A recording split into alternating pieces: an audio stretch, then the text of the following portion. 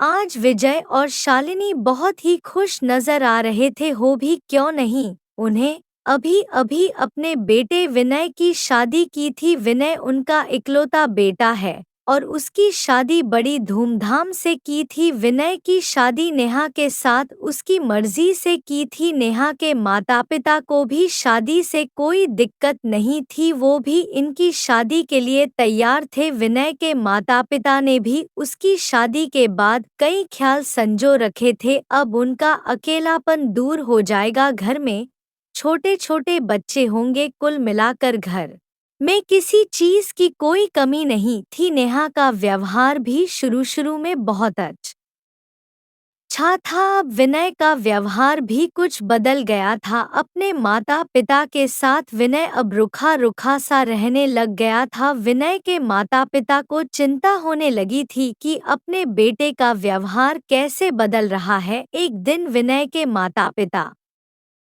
ने विनय से पूछा है कि बेटे, तुम्हें कोई टेंशन है क्या जो अब तुम रुखे रुखे से रहने लग गए हो। तो विनय अपने माता पिता की बात को टालमटोल कर देता है और कहता है ऐसी कोई बात नहीं है, ऑफिस में वर्कलोड ज्यादा है इसलिए आपको ऐसा लगता है। विनय के माता पिता ने नेहा से भी बात की पर उसने भी कुछ नहीं बताया। घर में किसी भी चीज की कोई कमी नहीं थी। शादी से पहले विनय बहुत खुश रहता था पर अब हमेशा उदास ही रहता है। एक दिन विनय और नेहा विनय के माता पिता के पास आते हैं और कहते हैं कि हम दूसरे घर में रहना चाहते हैं, हमें यह अच्छा नहीं लगता। विनय के माता पिता इस बात को सुनकर चौंक जाते हैं। अनहोनी ने कभी भी नहीं सोचा था कि विनय उनसे अलग रहेगा। विजय और शालिनी की आंखों में आंसू आ जाते हैं।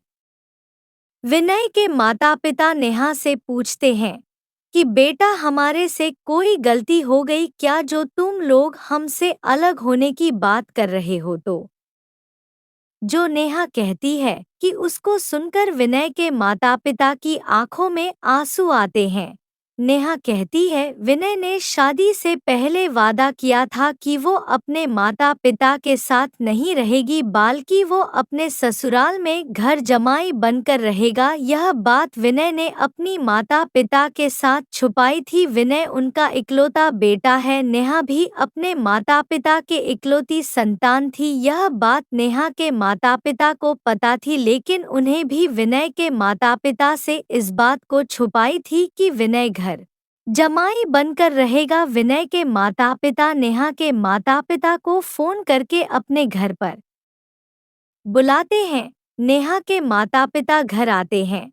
विनय के पिता नेहा के पिता से बोलते हैं अपने विनय के साथ ऐसी गारंटी क्यों राखी कि विनय हमारे साथ ना रहकर आपके साथ रहेगा। यह बात आपको पहले बतानी चाहिए। हम मानते हैं कि नेहा आपकी इकलौती संतान है लेकिन विनय भी हमारा इकलौता बेटा है, हम भी उसके बिना कैसे रहेंगे। तो नेहा के माता पिता बोलते हैं यह बात हमने विनय को बताई थी कि वो अपने माता पिता से बात कर ले। जब इसने बोल दिया कि मेरे माता पिता इस बात पर सहमत है तो ही हमने इनकी शादी कराई थी। विनय के पिता विनय से बोलते हैं बेटा, तुमने तो कभी इस बात की ही नहीं। अब विनय रोने लग जाता है और कहता है मैं भी आपके बिना रह सकता हूँ और नेहा के बिना रह सकता हूँ। मैंने सोचा था शायद शादी के बाद सब कुछ ठीक हो जाएगा लेकिन हमारा रिश्ता खराब होता जा रहा था। हमेशा तुम्हारे इस बात को लेकर झगड़ा होता रहता था। नेहा हमेशा आपसे अलग होकर अपने माता पिता के साथ रहना चाहती थी। मैं आपके साथ रहना चाहता था। नेहा के पिता की आंखों में आंसू आ गए। वो नेहा से कहती है बेटी, हमें माफ कर देना। बेटियों का असली घर तो उनका ससुराल ही होता है। जब आप दोनों ही खुश नहीं हो तो हमारी खुशी का कोई मतलब नहीं।